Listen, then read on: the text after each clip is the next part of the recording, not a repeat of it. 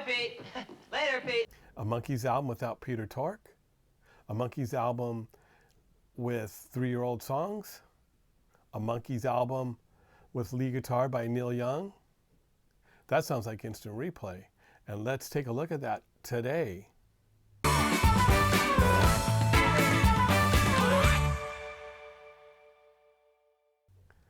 Welcome to Boss City. I'm Brian, and we're going to do an album spotlight on the 7th album by the Monkees, Instant Replay, which looked something like this when it was released in February 1969.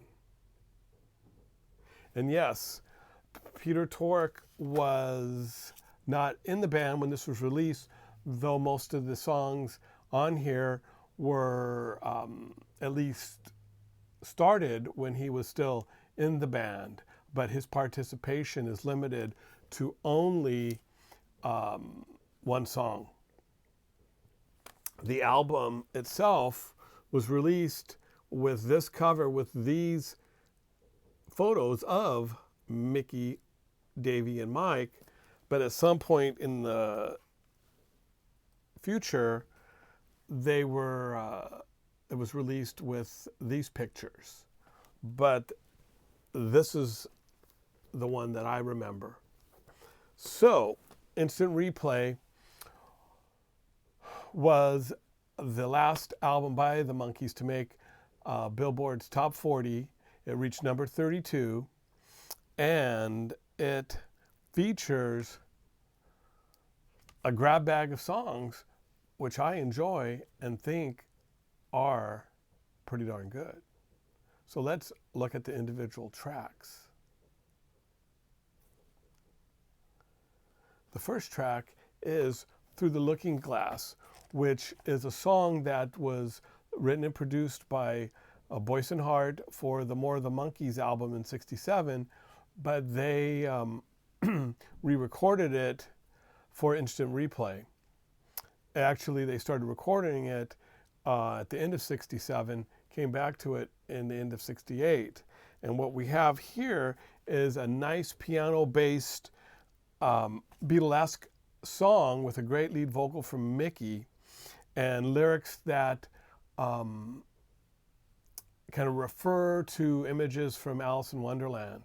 But it's got a really great 60s production, and the piano work is great, and of course Micky's really great on it.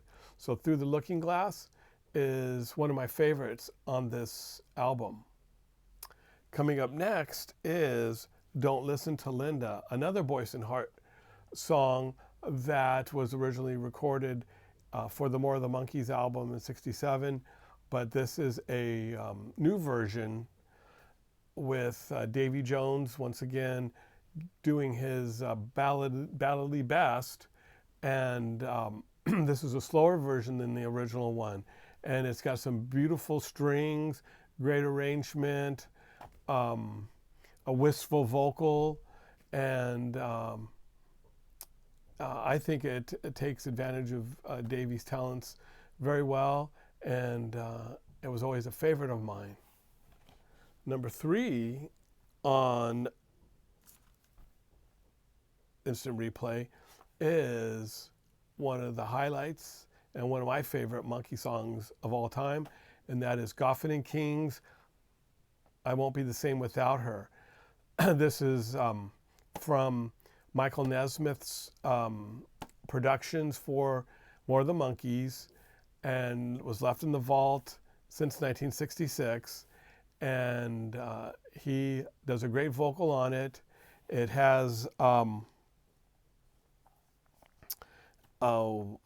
Peter Tork on guitar, along with James Burton, Glenn Campbell, Jim Gordon and Hal Blaine are credited as handling drum chores, and it's just one of my favorite songs that I've really grown to enjoy even more and more. It's got a high backing vocal, and I'm not sure if that's Micky or Bill Chadwick, I'm not sure, but it's just a great Goffin and King song.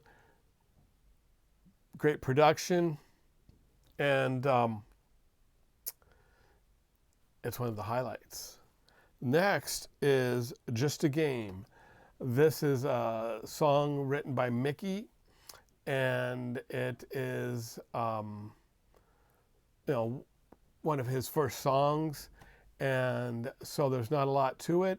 There's a kind of a stream of consciousness kind of in the lyrics, but it's got a lot of production to it that makes it kind of interesting and makes a good album track. Just a Game. Number five on Instant Replay is another Boyce and Hart song, and this one is done in a very Your Mother Should Know kind of style. It's very reminiscent of that. It's perfect for Davy's Broadway rock leanings, and he gives a great vocal to this, and it's one of the songs I really like. It's got some great backing vocals on it, and I think I hear Tommy Boyce in it, but I'm not sure if I hear Micky on it. The information I have shows backing vocals unknown, but I definitely hear Tommy Boyce. But Me Without You is one of those earworms where if you listen to it, you continue to hear it in your head afterwards.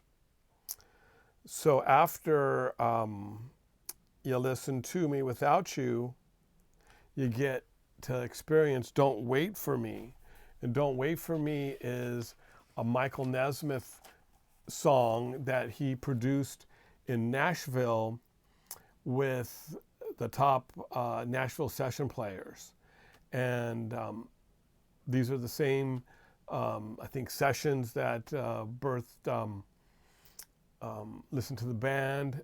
But this song is really kind of a forerunner of country rock, and it is really Mike going to town with the country song sounds. You hear the pedal steel, but you also still hear that pop beat. And so I would really say that this is kind of the stuff. This was recorded in '68, and that's kind of the stuff that was happening with Poco and the Flying Burrito Brothers and all that stuff happening in LA. And he was definitely a pioneer in that style of music. The next song on Instant Replay is You and I, which was written by Davy Jones and Bill Chadwick.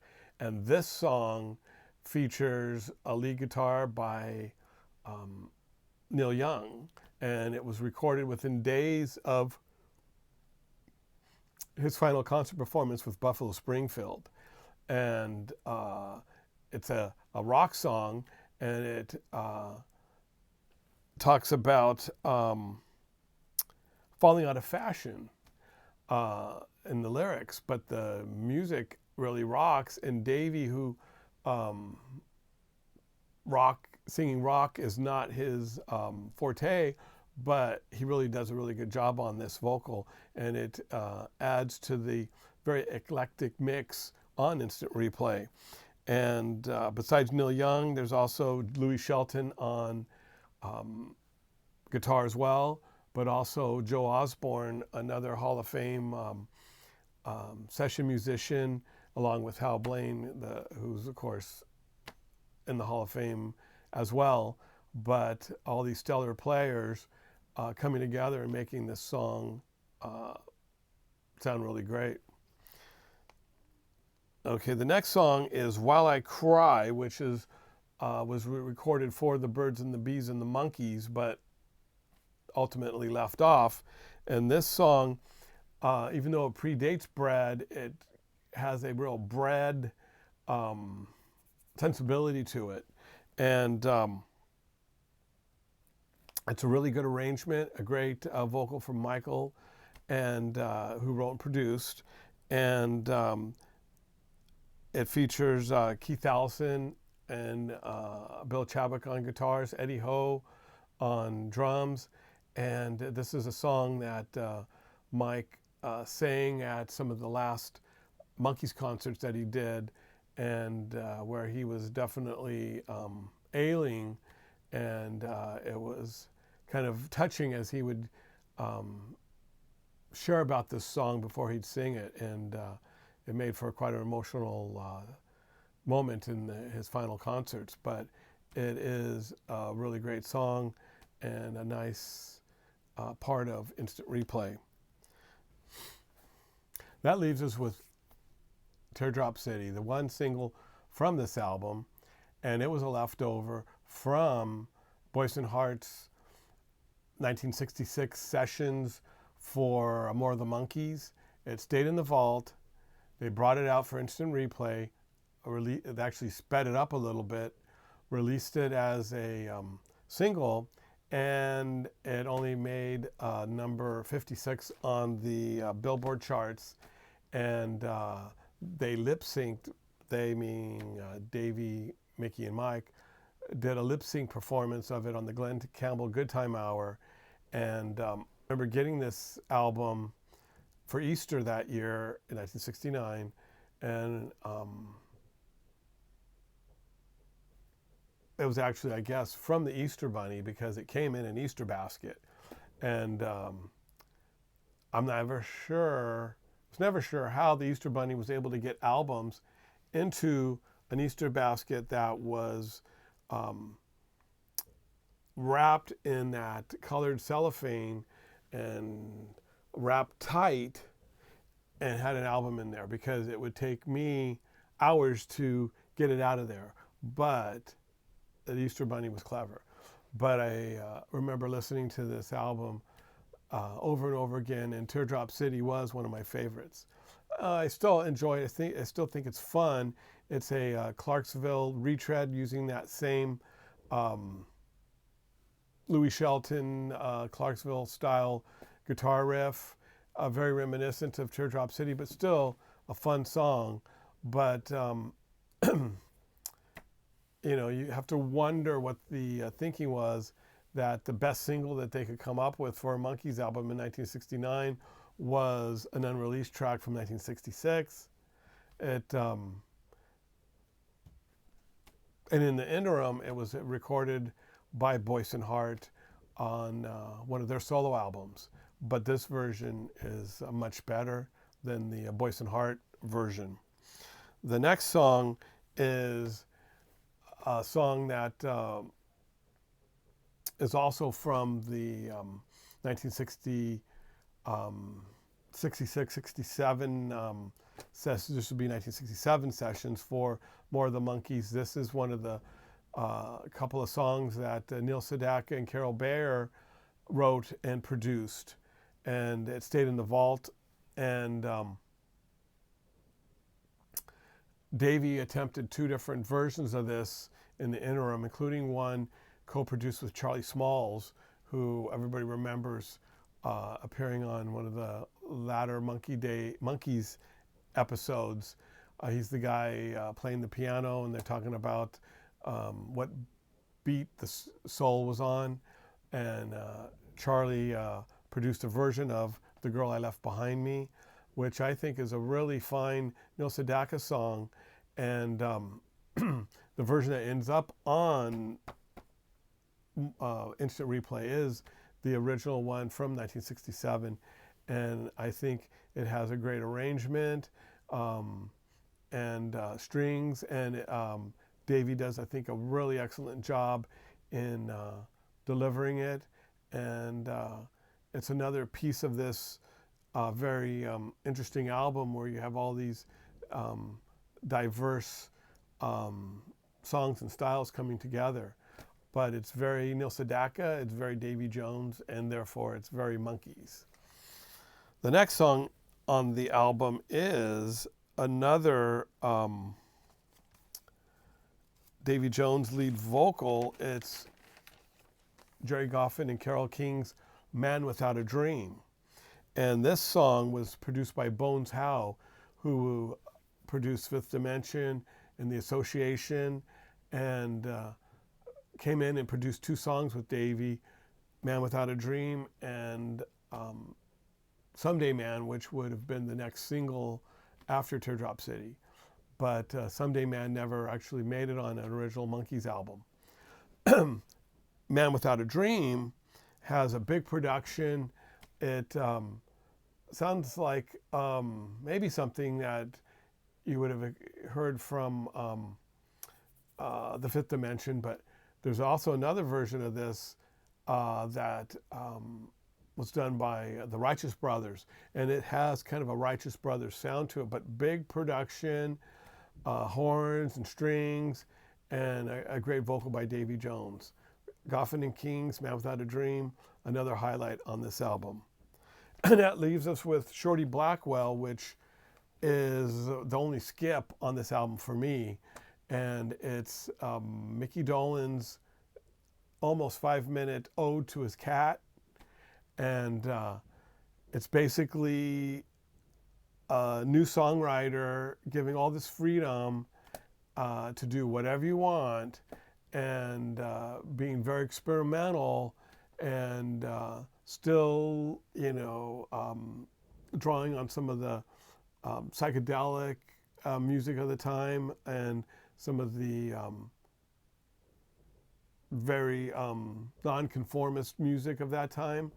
And it's basically nearly 5 minutes of these different parts, sections, suites of this song about his cat, Shorty Blackwell. So it at times baffled me as a child, scared me as a child, and I'm okay listening to it once every 15 years, but it's usually a skip. But you got to give Micky credit for doing something different. And there's parts of this song that I like, but then they stop and it goes into another movement. But there's very creative arrangements of the strings and the horns by Shorty Rogers.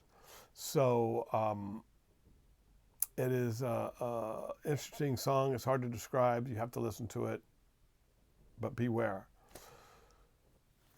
So that wraps up my look at Instant Replay. What's your opinion of Instant Replay? What's your opinion of the songs on Instant Replay? What's your opinion of the videos we're doing here? Let me know in the comments. And while you're at it, please like and subscribe and help us grow this channel. Thanks for watching. Until next time, I'll be on that midnight train to Georgia. Take care. Many blessings. See you then.